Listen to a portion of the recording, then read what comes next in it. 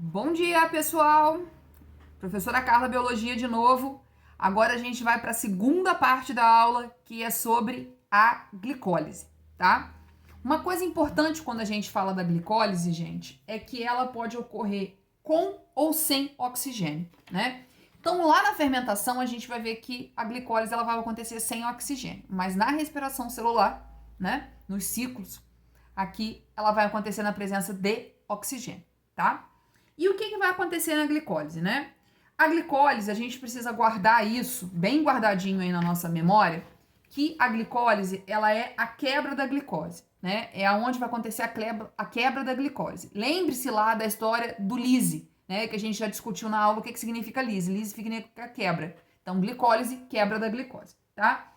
E nessa quebra da glicólise, na glicólise, o que vai acontecer? A gente sabe que a glicose é formada por 6 carbonos.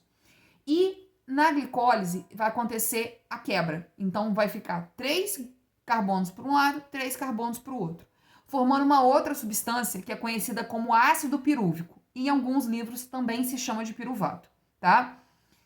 E esse piruvato é que vai entrar na formação da ATP, né? Para formar a ATP.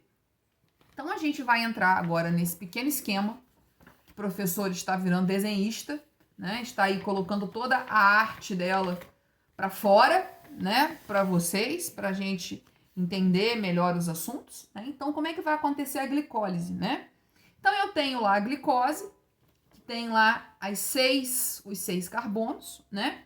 E eu preciso transformar isso aqui, né? Em 2 moléculas de piruvato, tá? E o que vai acontecer aqui, né?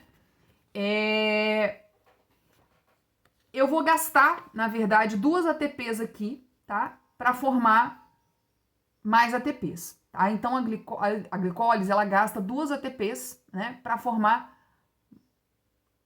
4 ATPs, tá? Então, essa ATP aqui, ela vai ter que perder um fosfato, né? A gente viu que ela é trifosfato, então ela vai ficar disfosfato. Então, ela vai virar uma ADP, justamente para doar esse fósforo para cá, para estabilizar essa quebra que a gente vai fazer para formar o ácido pirúvico, tá? Então, eu vou colocar, né? Aqui já a ATP já soltou um fósforo, virou ADP, e esse fósforo foi aqui para essa minha molécula de glicose, tá? Nessa etapa, vai entrar essa substância, que é uma substância carreadora de elétrons, tá? Que é o NAD, tá? O NAD, também chamado de NAD, tá? Comumente a gente escuta o nome como NAD, tá? E esse NAD, ele é um carreador de elétrons, né? Então, ele vai, nesse processo aqui, haverá a liberação de elétrons, tá?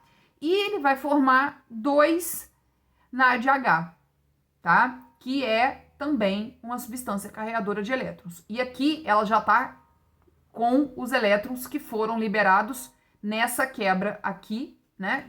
Nessa transformação do ATP em ADP, para formar os piruvatos, tá? E os 2 fósforos, e vão, né, mais 2 fósforos entrar na reação aqui, justamente para ficar os 3 carbonos e 3 carbonos ligados a 2 fósforos, tá? De novo aqui, eu vou ter a transformação das ADPs em ATPs, né? Então, aqui eu tenho, de novo, a formação das ATPs. Então, ela entrou como ATP, virou ADP, e de ADP virou ATP de novo, tendo assim a formação dos 2 ácidos pirúvicos ou piruvatos, tá? Uma coisa importante da gente saber aqui é que eu produzi 4 ATPs, né? 2 ATPs aqui, 2 ATPs aqui. Só que como eu consumi 2 ATPs para formar 4 ATPs, o meu saldo final é de 2 ATPs, tá? Então, na verdade, o que eu realmente produzi foi 2 ATPs, né? Porque eu gastei 2 ATPs, então eu gastei 2 ATPs, produzi 4, mas descontando, eu só produzi mesmo 2 ATPs, tá?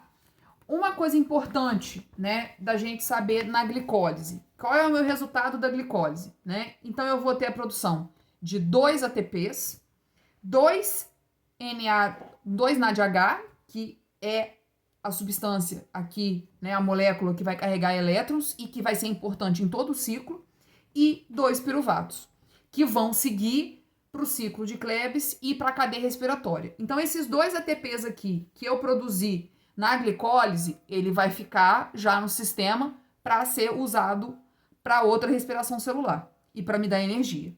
E os dois NADH e os 2 piruvatos, eles vão seguir para a mitocôndria, então eles vão sair do citoplasma, seguir para a mitocôndria para continuar o ciclo, né? O ciclo de Krebs e a cadeia respiratória, tá? E, professora, qual é a próxima etapa, né? Então, a próxima etapa é o chamado ciclo do ácido cítrico ou ciclo de Krebs, né? Só uma curiosidade, né? O identificador, né? O cientista que identificou o ciclo de Krebs foi um alemão e ele ganhou o prêmio Nobel, tá? Pela descoberta desse ciclo, tá? Que é importante não só na respiração celular, mas em outros processos biológicos, tá? Então, vamos lá. O ciclo do ácido cítrico, ele vai acontecer na matriz mitocondrial, né? Então, é importante a gente saber isso. A glicólise, ela vai acontecer no citoplasma e o ciclo de Krebs ou ácido cítrico vai acontecer na matriz mitocondrial. Então, naquela, na substância que eu tenho ali dentro da mitocôndria, tá? Então, ela vai acontecer dentro da mitocôndria. E o que acontece aqui? Então, eu tenho o ácido pirúvico, né, que veio lá da glicose, o piruvato que veio lá da glicose, tá? E ele vai aqui se juntar a uma enzima, tá? Então, ele tem 3 carbonos, então ele vai, o NADH, né, o NAD, ele vai se juntar à coenzima A, que vai ser a enzima responsável pela quebra e pela junção de coisas aqui, tá? Pela reação, pela catalisação dessa reação, tá? E ele vai formar um NADH com elétrons. Por quê? Porque eu tô tirando um carbono aqui. Então, eu liberei elétrons lá dentro da matriz mitocondrial, tá? E como há já essa liberação aqui, eu tenho a formação de gás carbônico aqui, quando eu tenho essa transformação do NAD mais a coenzima A em NADH com os elétrons, tá? E então, esse ácido pirúvico vai ser transformado numa substância que eu vou ter só 2 carbonos, tá? E vai se juntar aqui a coenzima, tá? A acetilcoenzima A. E o que vai acontecer?